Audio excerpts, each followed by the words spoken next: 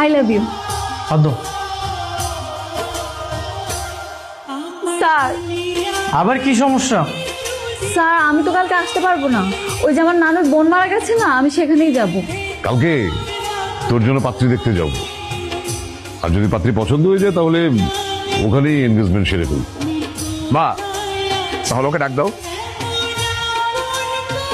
মাগো ঘুমটা একটু তোলো, তোমার চাঁদ মুখখান আমরা দেখি।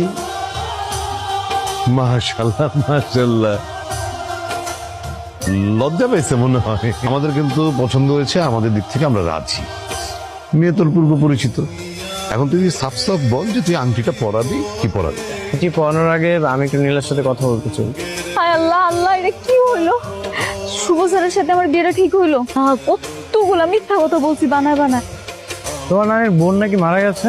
সে ছোটবেলায় মারা গিয়েছে স্যার। বিয়ের জন্য মিথ্যা কথা বলতে তোমার লজ্জা করলো না? লজ্জা করেছে বলি তো দৌড়ে ছাদে চলে আসলাম।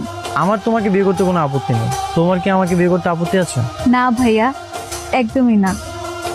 আমি তো মনে মনে ভাবছিলাম কার কার সাথে আমার বিয়ে ঠিক হবে, তাকে আমি ঠিকভাবে চিনতে পারবো কিনা, তার সাথে মানিয়ে নিতে পারবো কিনা। যখন দেখলাম আপনার মতো একটা হ্যান্ডসাম ছেলের সাথে আমার বিয়ে ঠিক হয়েছে, যাকে আমি আগে থেকে চিনি, আমি তো অনেক খুশি হয়ে গেছি। আপনার মতো একটা ভালো মানুষের সাথে আমার বিয়ে হবে, সেটা ভেবেই আমার খুব ভালো লাগছে। কি সারা রাত তুই ঘুমাতে দিস না নাকি সারা রাত ফোনেই কথা বলেছিস?